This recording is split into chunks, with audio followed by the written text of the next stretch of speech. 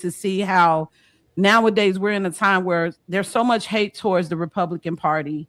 There's so much hate towards Donald Trump, but I'm like, damn, y'all forgave the Democrats for this shit? This is from the Brookville American, Friday, September 4th, 1868. Let me share my screen. Let me give y'all a disclaimer. It's going to be some language. It was simply a yell for nigger extermination.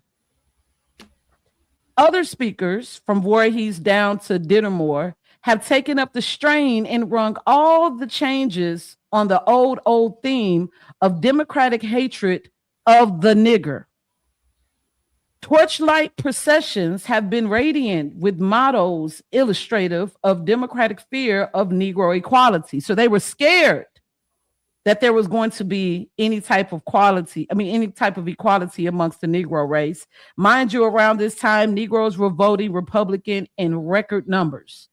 There was also several areas around the country that actually had a lot of Negroes in political positions, and especially in Congress. You know, the Republican Party is the first party that allowed Black people to even be in Congress, especially up here in the Midwest. It says that the banners and transparencies innumerable have shown how low and bestial a democratic human being can be when gorged to the desperation by the haunting nightmare of nigger equality. In all this, the democracy of Indiana have strangely ignored the fact that the party hopes to carry the presidential election by Negro votes. Neither their speakers nor their papers are trying to educate down to nigger extermination.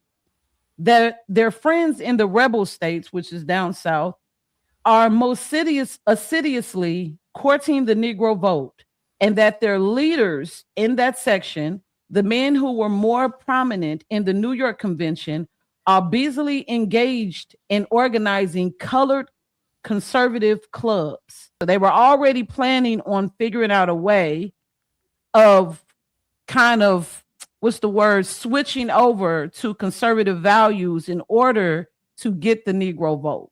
So the switch was already planned years in advance before it happened in the 60s. All right. So the organized clubs in every locality send speakers through the land to arouse the people, try to convince the Negro that we are his true friends. But if he will not be convinced and is still joined to his idols, convince him at least that he must look to idols whom he serves as his gods to feed and clothe him.